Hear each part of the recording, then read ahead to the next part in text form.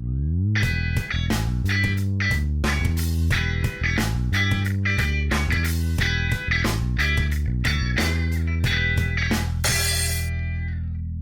dia a todos. Então, na realidade, nós vamos ter aqui uma visão de pássaro, vamos dizer assim, né? Porque é bem superficial, sobre esses aspectos envolvendo ataque e defesa. Então, nesse curso aqui, vocês já tiveram várias aulas teóricas e práticas, e basicamente vocês viram que o fitopatógeno em contato com a planta, o resultado pode ser resistência ou suscetibilidade, né? Significa que um teve sucesso e o outro não, e vice-versa, tá? Então, para que você consiga observar esses sintomas, etc. e tal, alguma coisa deve ter acontecido entre esses micro-organismos, e no caso específico nosso aqui, nós vamos olhar mais um aspecto bioquímico, fisiológico da interação, que leva aos sintomas que vocês podem observar. Então, basicamente, essa aula vai mostrar para a gente como é que os micro-organismos causam doença e como é que as plantas se defendem, né? No contexto desse curso, vocês já viram que para doença ocorrer, você tem três situações importantes, né? O ambiente adequado, o patógeno que tem capacidade de causar doença e um hospedeiro que poderá ficar doente, né? E automaticamente isso significa que esses três vértices aqui devem ser preenchidos para que a doença ocorra. Se algum deles deixar de funcionar, automaticamente a gente não tem doença, ou a doença vai ser reduzida. No caso do ciclo das relações patógeno, hospedeiro, ciclo da doença, vocês já viram as diferentes fases, e no nosso caso específico, nós estamos interessados nessa parte aqui, que representa o hospedeiro, tá? Então, o seu propágulo fúngico, bacteriano, ou partícula viral, etc., entra em contato com o hospedeiro, a planta em potencial. De alguma forma, esse micro-organismo vai ter que adentrar o tecido vegetal, na maior parte das vezes, colonizar esse tecido e efetuar a reprodução, né? Então, como qualquer ser vivo, um fitopatógeno basicamente quer perpetuar a espécie, né? E para perpetuar a espécie ele tem que crescer, obter nutrientes e poder se multiplicar. Então, o nosso interesse na aula de hoje é essa interação planta-patógeno, né? Em termos de infecção, penetração, vocês têm aqui um esporo de um fungo chamado Magnaporte grisia. Esse aqui é o conídeo, o tubo germinativo e o apressório, né? Então, essa estrutura globosa ela é formada aqui na extremidade, tudo que está aqui dentro passa para cá, é formado um septo aqui. E, se nós retirarmos essa estrutura da folha, nós vamos observar uma área de erosão, né? Um pequeno buraquinho aqui, e aqui nesse buraquinho, a partir do apressório, uma pequena hifa penetra para o interior do tecido, através de força mecânica ou enzimática. Então, é assim que um fungo vai penetrar diretamente o tecido de uma planta, por exemplo, né? Uma vez que esse fitopatógeno teve acesso ao hospedeiro em potencial, ele pode colonizar o seu hospedeiro de diferentes maneiras, né? Sobre a cutícula, internamente nas células, no espaço intercelular, no interior de vasos, tá? Então, dependendo do patógeno, ele tem essa capacidade, né? E para que ele possa fazer tudo isso aqui, penetrar e colonizar, algumas coisas devem acontecer, né? E uma vez que ele penetrou, colonizou, aí vem a reprodução, né? Então, esse aqui é um exemplo do oídio, crescendo sobre a superfície da folha. Aqui vocês têm um micélio, de vez em quando ele emite um haustório aqui para obter os nutrientes das células da epiderme, e em um determinado momento aí você tem a esporulação aqui, onde você tem os conidiófilos e os conídeos, tá? Então, esse seria um exemplo bem geral de como um micro-organismo vai colonizar a planta. Agora nós vamos ver como é que ele faz para colonizar a planta, né?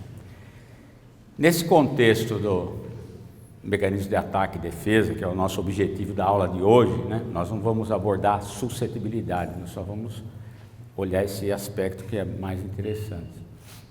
Nós temos essa área aqui no contexto da fitopatologia, também conhecida como fisiologia ou bioquímica fitopatológica, que estuda as bases bioquímicas e fisiológicas da interação planta-patógeno, vírus planta, bactéria planta, nematóide planta, né? Fungo planta. Tá?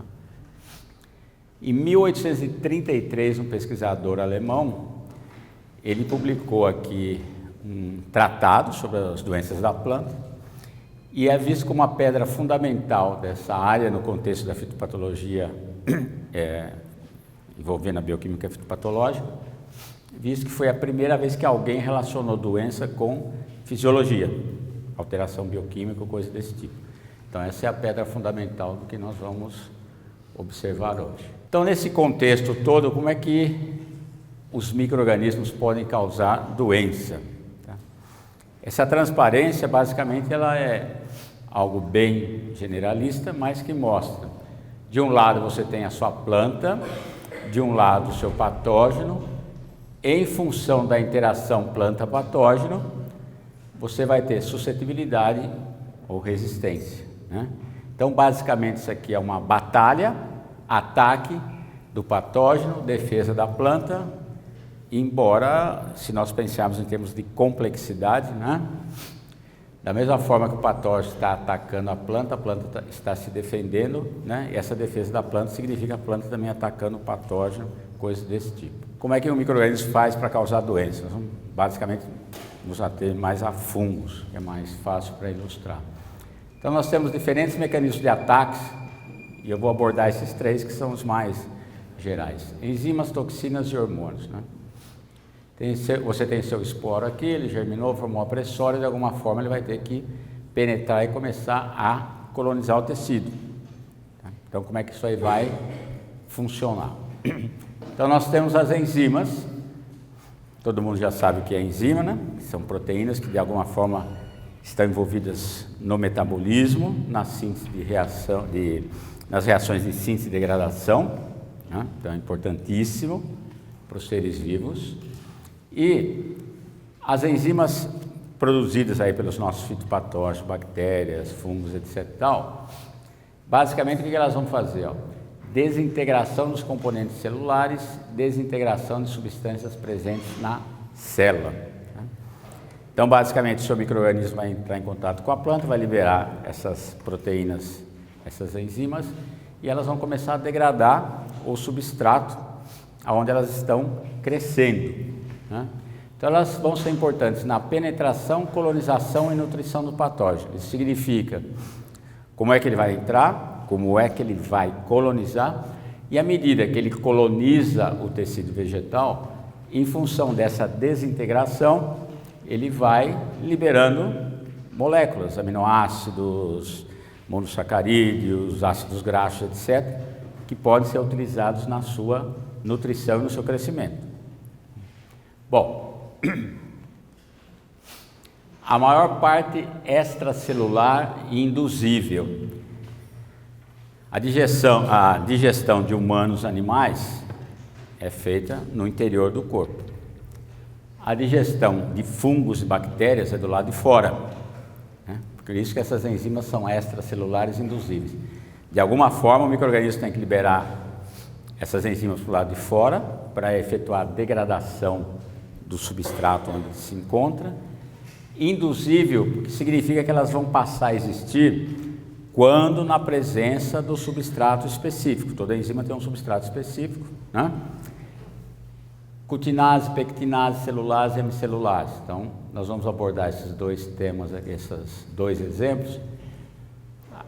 Isso aqui atua na cutina, daqui a pouco a gente já vai ver, na cutícula, lamela média, parede celular, celulose e hemicelulose. Isso aqui seria a primeira barreira física para o micro-organismo adentrar o tecido vegetal.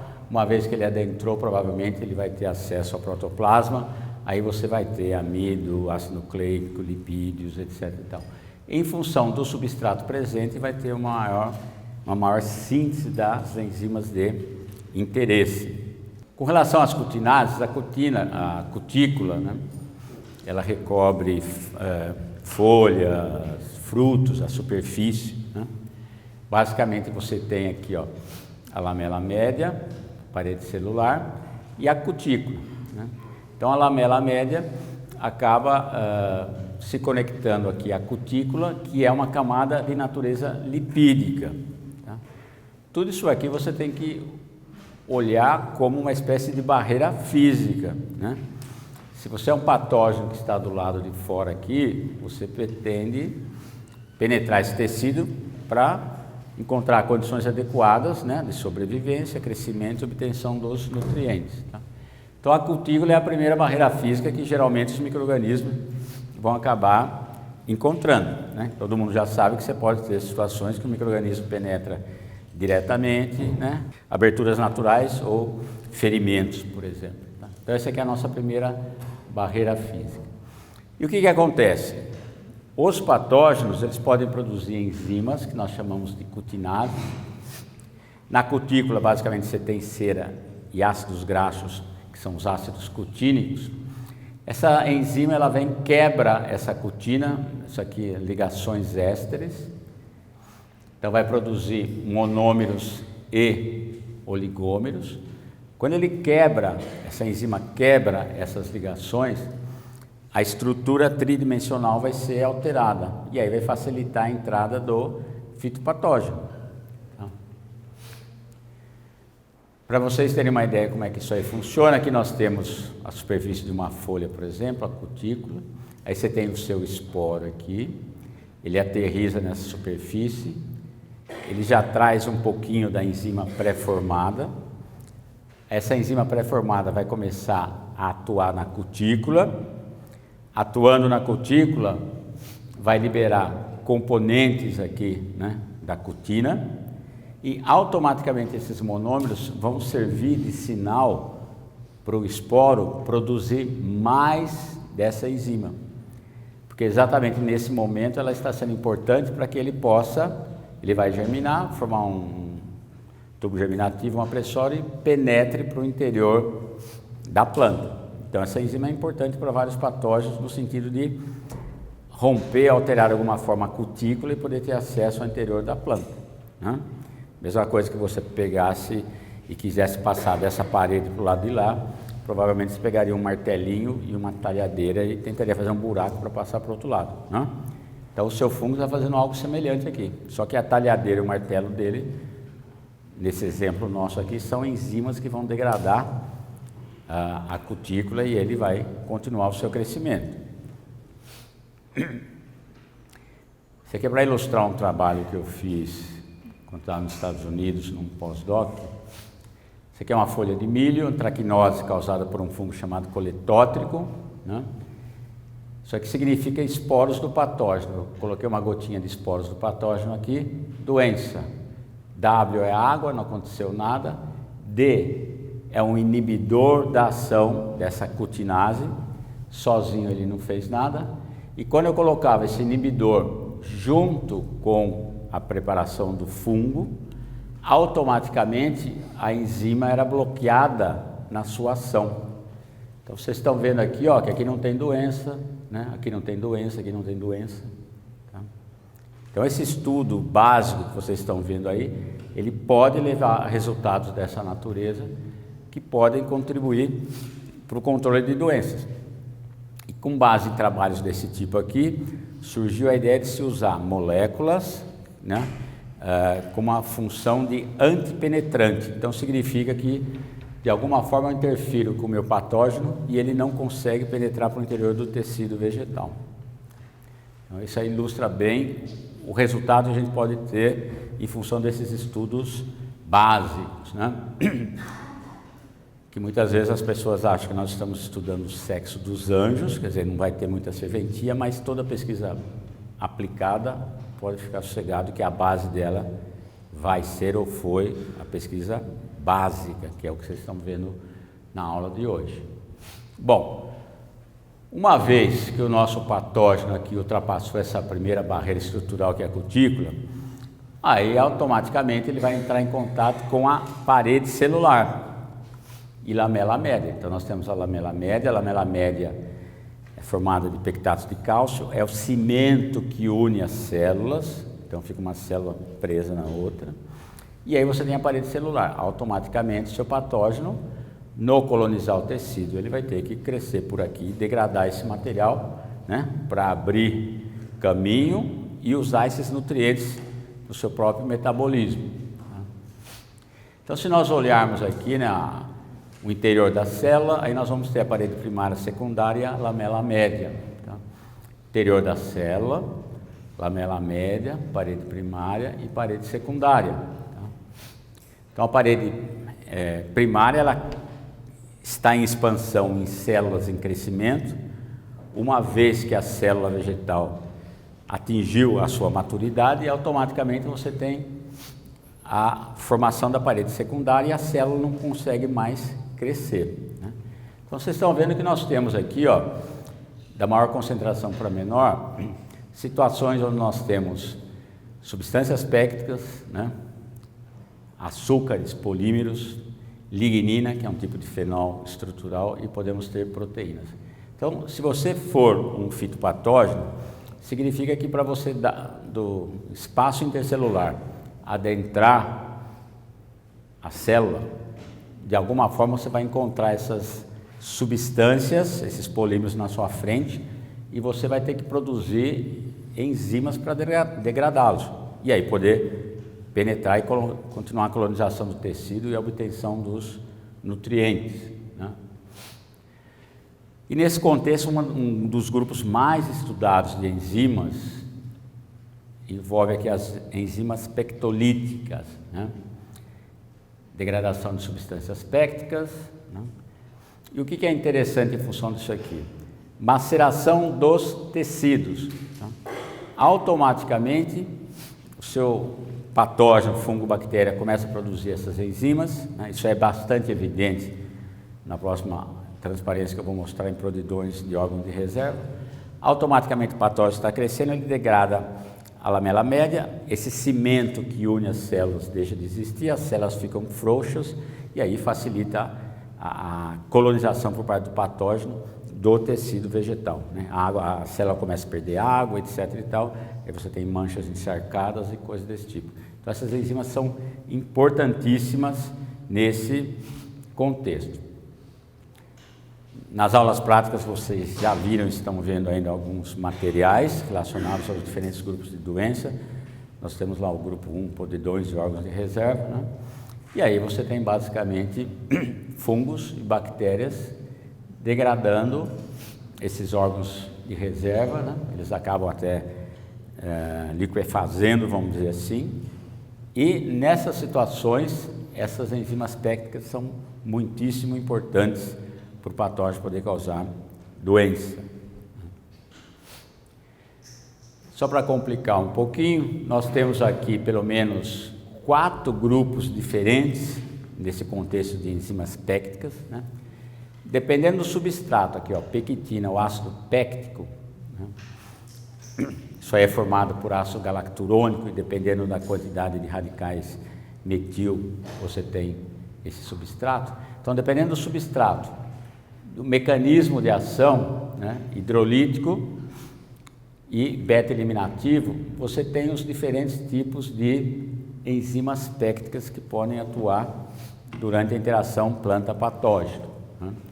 Então vocês estão vendo aqui um tipo de enzima, metilesterase, que basicamente, em função da adição de uma molécula de açúcar, de água, ocorre a degradação, né, a diminuição do tamanho da molécula. Nessa outra situação, retirada de uma molécula de água, né, beta-eliminativo, automaticamente você quebra essa molécula, né, ela reduz de tamanho e acaba tendo a solubilidade alterada, coisa desse tipo, né? E como consequência, aí você automaticamente vai ter o crescimento do patógeno no tecido vegetal. E à medida que ele vai quebrando essas moléculas, porque são moléculas orgânicas, você tem carbono, hidrogênio e oxigênio, ele vai usando isso no próprio metabolismo, tá? Bom, como é que eu posso evidenciar que uma enzima é importante para um fitopatógeno? Aí entra, por exemplo, a engenharia genética e a biologia molecular. Esse experimento aqui, ó, Escherichia coli, uma enterobactéria, todo mundo tem a Escherichia coli aí no seu dia a dia, a priori não é um fitopatógeno, Pessoal, a partir dessa bactéria ervínia, clonaram pelo menos um conjunto ali de genes que codificam pelas enzimas péptidas, geraram um transformante aqui de Escherichia coli e ela teve a capacidade de começar a causar sintomas em tubérculo de batata. Tá? Então essa é uma maneira indireta de você demonstrar a importância daquela enzima durante a interação. Né? E aí você pode pegar até o seu próprio micro-organismo, gerar mutantes, fazer nocaute, silenciamento gênico, etc. e tal. E aí você pode comprovar a importância dela ou não. Pois não. O que seria esse transformante? Na realidade você pegou os genes desse aqui, colocou nesse aqui, e aí você tem um outro micro-organismo com um gene a mais. Basicamente é isso. Né? É uma bactéria transgênica, vamos dizer assim, você tirou o gene bactéria A, colocou na B e a B passou a ter uma propriedade que ela não tinha. Então, em termos de enzimas, basicamente é isso aí. Então, o que vocês viram é que os patógenos podem produzir enzimas, que todo mundo já sabe o que é, e tem a capacidade de degradar o substrato onde elas se encontram. Nesse caso, é a planta hospedeira. Né? Da mesma forma que vocês vão num restaurante universitário para almoçar e jantar, e tem lá o seu prato de alimento, uma bactéria, um fungo, o prato de alimento dela vai ser, no nosso caso da fitopatologia, o tecido vegetal. Dali que o micro-organismo vai tirar os seus nutrientes. Bom, então basicamente enzima, degradação, destruição de alguma coisa, geração de moléculas que vão ser usadas em síntese, né, reações de síntese, bem como geração de energia. Toxinas, produtos de patógenos que causam danos aos tecidos vegetais, estão envolvidos no desenvolvimento das doenças. Aqui essa definição é generalista demais. Então, basicamente, o que são essas toxinas? Baixa massa molecular. Enquanto uma proteína você pode ter 30, 40 mil, 50 mil Daltons, aqui significa massa molecular baixa. Tá? Por esse fato, elas são móveis, então isso facilita a vida da sua bactéria, do seu fungo. Tá? Significa que elas podem ser produzidas por um patógeno que está colonizando a raiz e serem translocadas para a parte aérea, um patógeno que está colonizando a parte aérea e elas serem translocadas para a raiz. Ativas em concentrações fisiológicas, 10 a menos 6, 10 a menos 8 molar. Então vocês estão vendo que é uma espécie de bomba atômica isso aqui. Uma pequena concentração é suficiente para alterar uma célula e, consequentemente, todo o tecido. Né? Não exibem características enzimáticas hormonais. Enzimáticas significa que não vai degradar nada, daqui a pouco nós vamos olhar os hormônios, e não vão alterar a priori crescimento e multiplicação das células. Então isso aqui define para a gente o que é a nossa toxina, né? Massa molecular móveis, ativas em concentrações baixíssimas, né? E que não tem essas características. Qual que é a importância dessas toxinas? Aqui, estabelecimento do patógeno e sintomas. Então se você imaginar que a toxina é uma molécula de massa molecular, seu patógeno começou a crescer, a sua bactéria, a toxina pode ser vista como uma arma de ataque da linha de frente, né? Então ele libera essas moléculas vão caminhando no tecido vegetal e vão minando as células. Isso aí vai facilitando, em função da liberação das enzimas, né? Colonização do tecido pelo patógeno, vai facilitar a vida do seu patógeno. Realmente isso aqui é uma espécie de ataque e defesa em termos de uma batalha, né? Então isso aqui vai ajudar o patógeno a se estabelecer no tecido. Daqui a pouco nós vamos ver quais são os possíveis alvos dessas moléculas. Quando você observa sintomas, por exemplo, de queima, manchas, que é necrose, que vocês já viram isso aí em aula prática, clorose, murcha, etc. Tudo isso aqui, principalmente aqui, ó, é reflexo da ação dessas toxinas, sítios de ação. Então isso aqui é importantíssimo. Membrana plasmática. Então na célula você tem alvos que são vitais para o seu micro-organismo, né? Da mesma forma que na guerra os estrategistas devem ter os seus alvos vitais, tipo aeroportos, depósitos de combustível, etc. O seu fitopatógeno tem os alvos vitais, né? Membrana plasmática. Todo mundo sabe que membrana plasmática é importante porque ela tem uma permeabilidade seletiva. Se essa permeabilidade é perdida, automaticamente a célula vai sofrer a consequência dessa perda, saída de eletrólise, etc. Todas as reações enzimáticas internas vão ser comprometidas, o metabolismo vai ser comprometido, provavelmente a célula vai ser alterada, vai acabar morrendo, o tecido vai acabar morrendo, alguma coisa vai acontecer de ruim. Mitocôndrias, isso é uma organela importantíssima na vida dos seres vivos. Isso aqui é uma usina de produção de energia. Se, de alguma forma, eu interferir com a produção de energia, automaticamente significa que eu posso interferir com a defesa das plantas. É o que nós vamos ver daqui a pouco, a defesa das plantas, né? Ela pode ser pré-existente ou pós-existente. E principalmente no caso da pós-existente, significa que tem gasto de energia, tá? Então, isso aqui é um alvo bastante interessante.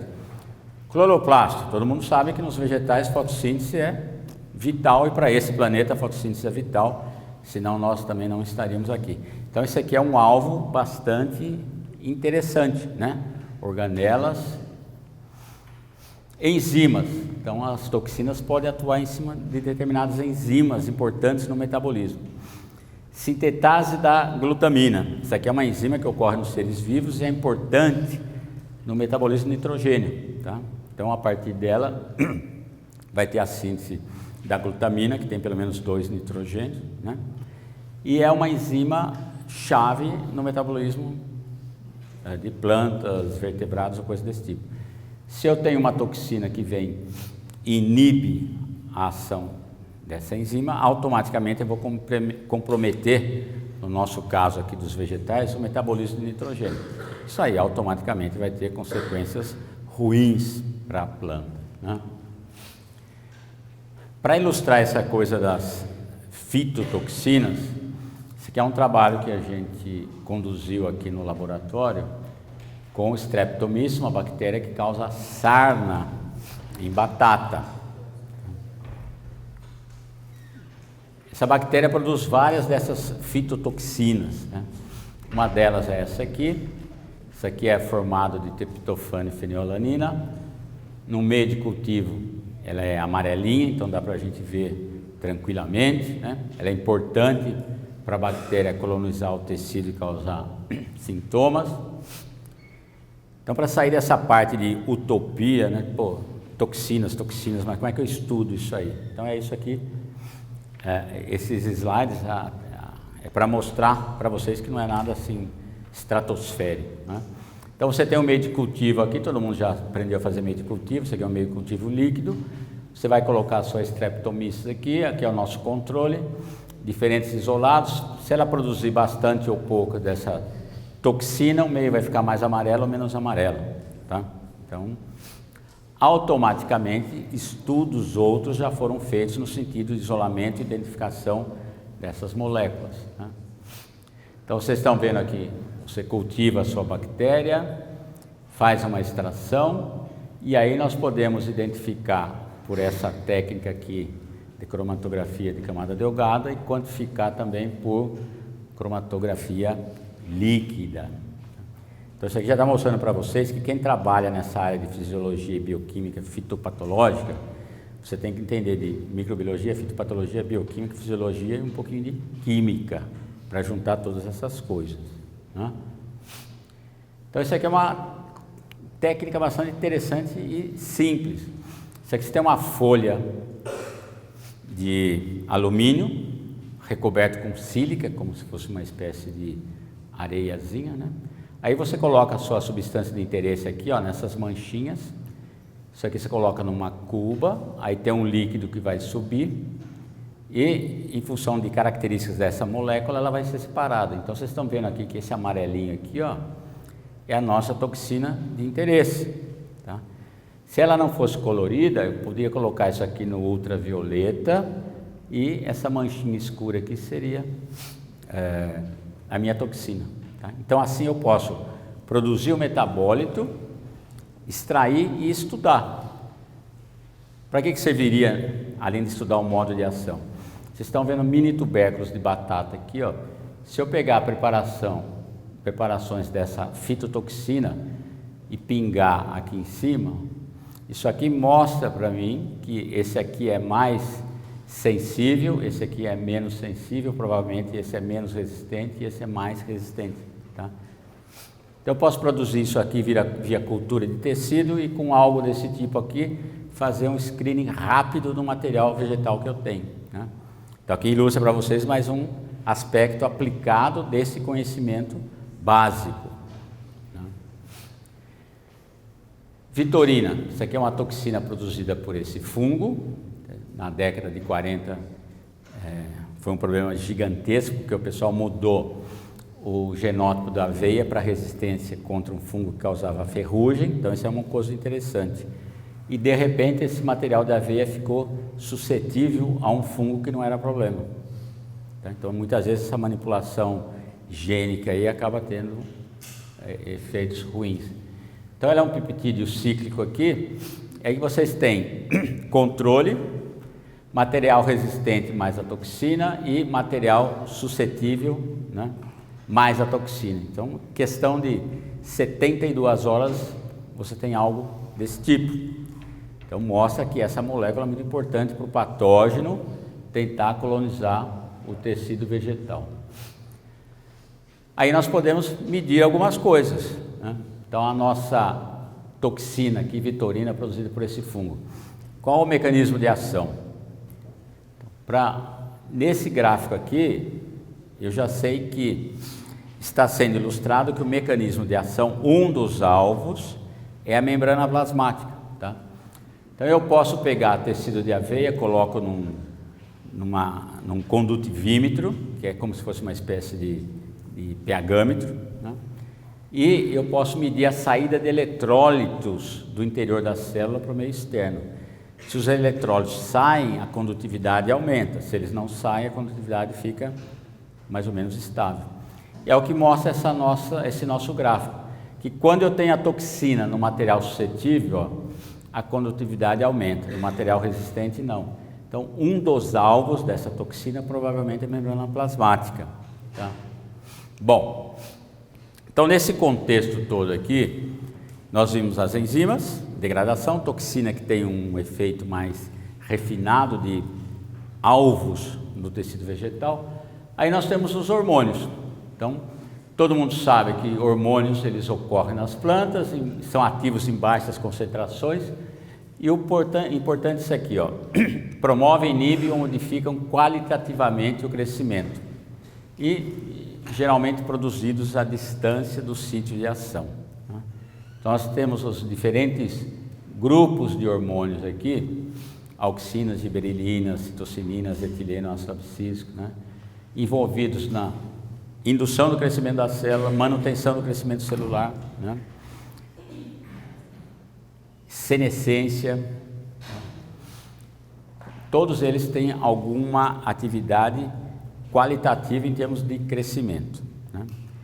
Por que isso é importante para os fitopatógenos? Porque, como nós vamos ver, os fitopatógenos eles podem produzir exatamente os mesmos hormônios que as plantas produzem e outros hormônios, tá? Aí é um mecanismo mais refinado. Por quê? Existe um balanço hormonal nas plantas. Desse lado aqui, ó, citocinina, giberelina, auxina, manutenção da longevidade, síntese de macromoléculas, integridade da membrana.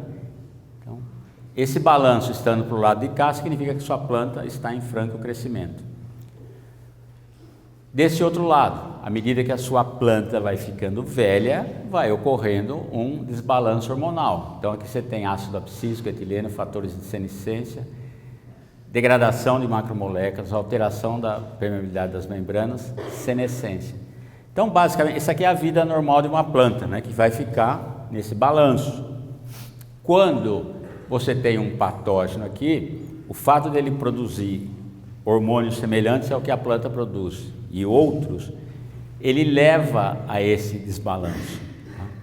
Então, na realidade, é uma arma bastante refinada por parte dos fitopatógenos, que no fundo você pode visualizar a doença como uma senescência acelerada, né? Você tem um tecido jovem ali, que deveria crescer, etc. e tal, mas chega um patógeno, de alguma forma, ele consegue fazer essa alteração hormonal e aí automaticamente senescência, quer dizer, um tecido jovem, em franco crescimento, versus um tecido senescente, metabolismo comprometido, vai ser muito mais difícil esse aqui se defender do seu fitopatógeno do que esse aqui. Tá? Então vocês estão vendo que é uma batalha bastante interessante no sentido do seu patógeno tentar dominar a situação, né, e poder colonizar o hospedeiro. Toda vez que vocês observarem sintomas desse tipo aqui, ó, enfesamento, quer dizer, cresceu pouco, supercrescimento, a folha, epinastia, mudou o ângulo de inserção, galhas, crescimento anormal do tecido, né? As células crescem em tamanho e número, é um câncer, um tumor, né? Elas não sabem quando devem parar, etc. Tudo isso aqui significa envolvimento de hormônios durante a manifestação dos sintomas, né? Hormônios produzidos pelo patógeno e ou durante a interação pela planta. Tá? Então esse desequilíbrio hormonal acaba causando esse tipo de sintoma. Isso aqui que nós vimos diz respeito à doença, mas automaticamente você pode ter um micro-organismo que vai manter a longevidade da planta, você pode ter micro-organismo que vai promover o crescimento da planta, né? Então você tem todas essas situações, né? No nosso caso específico é uma coisa antagônica à planta patógena, mas você tem micro-organismos que podem manter a longevidade da planta, alterar a produção final, florescimento, etc. Outros bactérias e fungos promotores de crescimento, automaticamente o hormônio está envolvido do lado benéfico, vamos dizer assim. No nosso contexto de hoje, nós estamos interessados em doença versus o aspecto negativo, né? Mas os micro-organismos, eles também podem, com o uso desses hormônios e esse balanço, estender a vida da sua planta em termos vegetativo, reprodutivo, o crescimento, produção de biomassa, tem todos esses aspectos aí.